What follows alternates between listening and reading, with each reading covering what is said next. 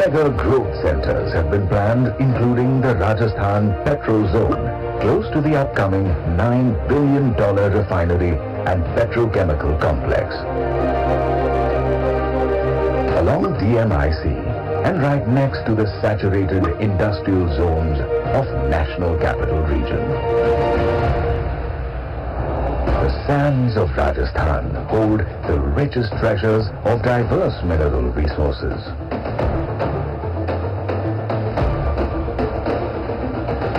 And its latest finds of rare earth minerals.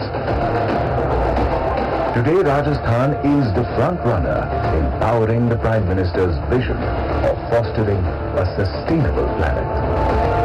The Prime Minister's visionary river linking projects for water security of the state is taking shape.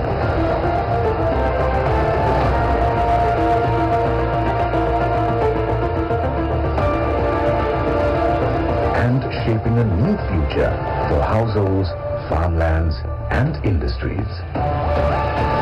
Having laid this strong foundation, the state designed the Rising Rajasthan Global Investment Summit to beckon the investor community to this land of opportunities. A diligent, high-octane outreach across the world and the country covered over 75 investor meets within 100 days. This effort was rewarded with Rising Rajasthan closing an investment commitment of over 35 trillion rupees. The culmination of this unprecedented outreach is the landmark 3-day Global Investment Summit, Rising Rajasthan. The state continues to build on its natural strengths.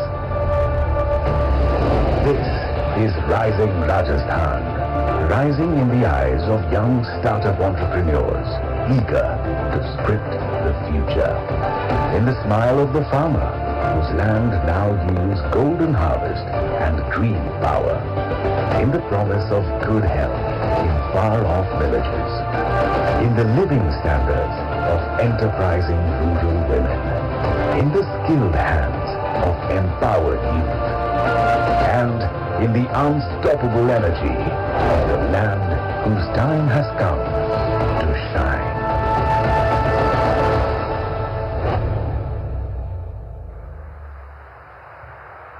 तो देखो ये है हमारा नया उभरता राजस्थान, गौरवशाली अतीत वाला राजस्थान भविष्य के द्वार पर दस्तक दे रहा है और आप सभी का आह्वान कर रहा है कि विकसित राजस्थान के निर्माण में आप अपना सहयोग दें। और इस सहयोग को आमंत्रित करते हुए अब समय है हमारे देश के कुछ प्रमुख उद्योगपतियों के विचारों को आमंत्रित करने का, जो कि देश की बढ़ती हुई अर्थव्यवस्था में अपना योगदान दे रहे हैं। राजस्थान के विकास की तरफ उनकी क्या सोच है, क्या निवेश के प्लान्स हैं, वे आमंत्रित करते हैं। और इस कड़ी में सबसे पहले मैं आमंत्रित करती हूं श्री अनिल अग्रवाल जी को, founder and chairman Vedanta resources limited.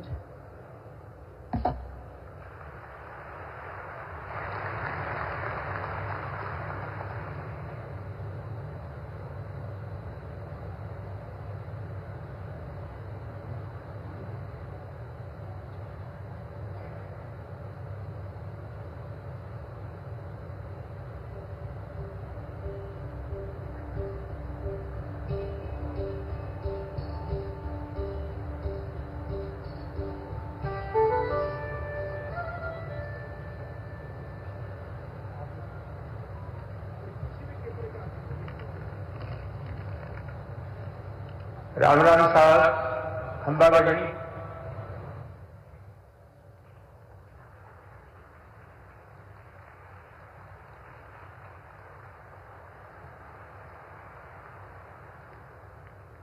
Rising Rajasthan के इस इन्वेस्टर्स महाकुंभ में पधारे हमारे लोकप्रिय प्रधानमंत्री जी श्री नरेंद्र मोदी जी, राजस्थान के मुख्यमंत्री श्री भजनलाल जी, माननीय मंत्रीगण, गवर्नर साहब, कैबिनेट के members, industrialist, member of media, साथियों,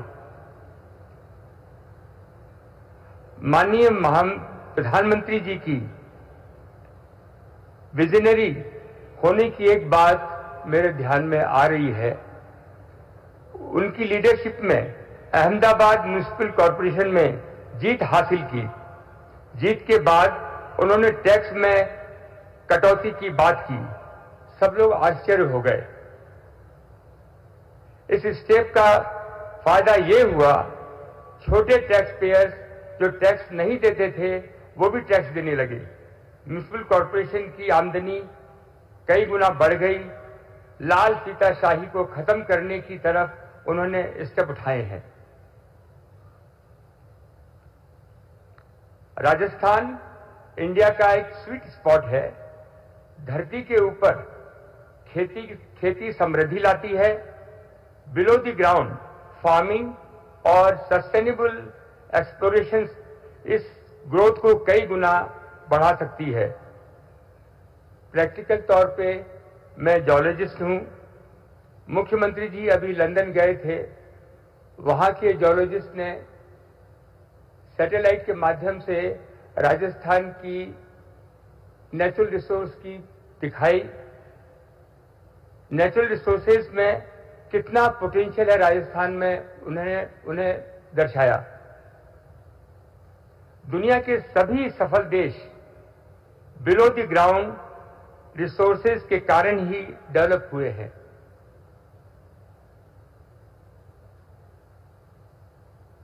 हमारे राजस्थान में इटली से 3 गुना ज्यादा इमारती पत्थर का भंडार है। राजस्थान का सबसे ज्यादा इंडस्ट्रियलाइज्ड स्टेट गुजरात, जहां पोर्ट भी है, के पड़ोसी होने का बहुत बड़ा फायदा मिल सकता है। यहां राजस्थान में तेल, gas, potash, rock phosphate, lead, zinc, silver क्या नहीं है और प्रचुर मात्रा में है।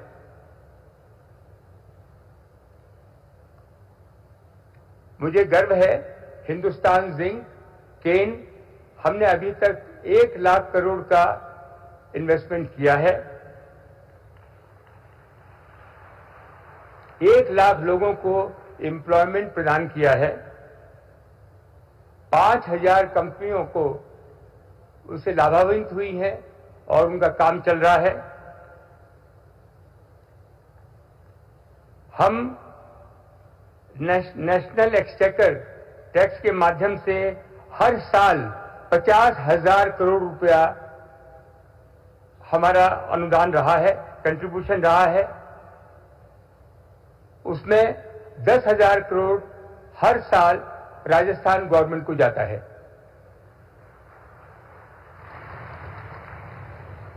हमारा एक्सपेंशन का काम चालू है। बहुत दिलो दिमाग से काम चल रहा है। इसको हम 3 गुना राजस्व को बढ़ा देंगे। 1,50,000 करोड़ राजस्व देश को जाएगा, उसमें से 40,000 करोड़ राजस्थान गवर्नमेंट को आएगा और 5 लाख लोगों को एम्प्लॉयमेंट मिलेगा।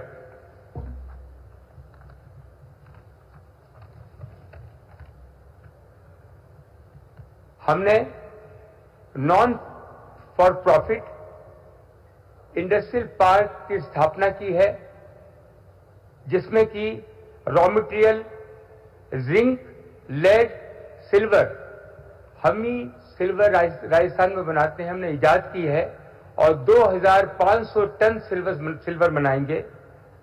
और इस इंडस्ट्रियल पार्क में रॉ मटेरियल हम सप्लाई करेंगे नॉन फॉर प्रॉफिट। हम इसके अंदर पावर देंगे और हमारा उम्मीद है कि 500 इंडस्ट्रियां वहां स्थापित होंगी।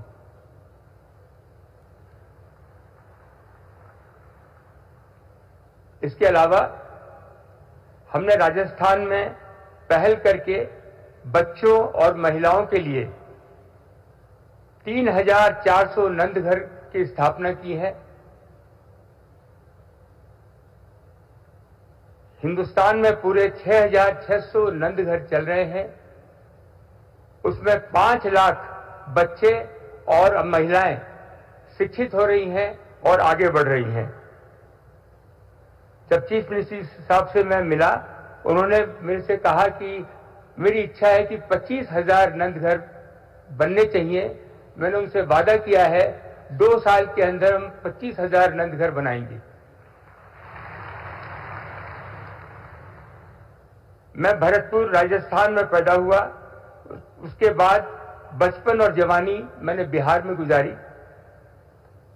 मेरी माताजी वनस्थली विद्यापीठ राजस्थान में 85 साल पहले हॉस्टल में पढ़ी हैं। हम राजस्थानी हिम्मत, रिस्क उठाना और कभी हार न मानना, ये सभी गुण हम राजस्थानियों में है और खासकर हमारी महिलाओं में। मैंने यहाँ की महिलाओं की शक्ति देखी है। मुझे बहुत खुशी हुई कि मैं अपने घर वापस आया हूँ। मेरे सब लोग जो यहाँ आए हैं, मैं अपना एक्सपीरियंस बता रहा हूँ कि राजस्थान में आए, यहाँ पे जो अपॉर्चुनिटी है, लैंड की अवेलेबिलिटी है, ब्यूरोक्रेसी कम है, रॉ मटेरियल की अवेलेबिलिटी है, टेक्नोलॉजी का बहुत बड़ी जगह है। आप यहाँ इन्वेस्ट करें। हमने इन्वेस्ट किया है, हमको बहुत फायदा हुआ है, आप लोगों को भी बहुत फायदा होगा। बहुत बहुत धन्यवाद। Thank you.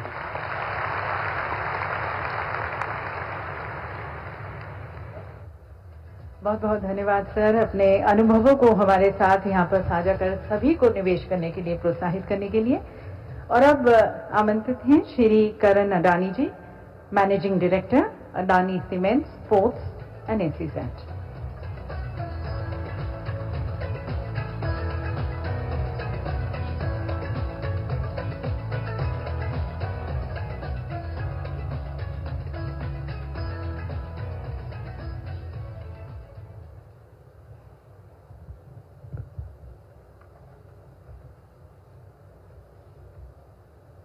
Honorable Prime Minister of Bharat, Shri Narendra Modi ji, His Excellency Governor of Rajasthan, Honorable Chief Minister of Rajasthan, Shri Bhajan Lal Sharma ji, distinguished ministers, captains of the industries, and my dear friends, good morning. It is an absolute privilege to be here at the Rising Rajasthan Summit 2024. This state that we call the land of kings is a timeless reminder of India's rich heritage. Rajasthan is the land where the age-old songs of the desert meet the hum of innovation. This balance of preservation and progress is a lesson for all of us. Ladies and gentlemen, in our search of growth, it is essential to remember that progress without respect of our cultural roots is fleeting. But progress that honors our rich tradition is transformative. And no one better has balanced these two aspects than our Honorable Prime Minister, Shri Narendra Modi.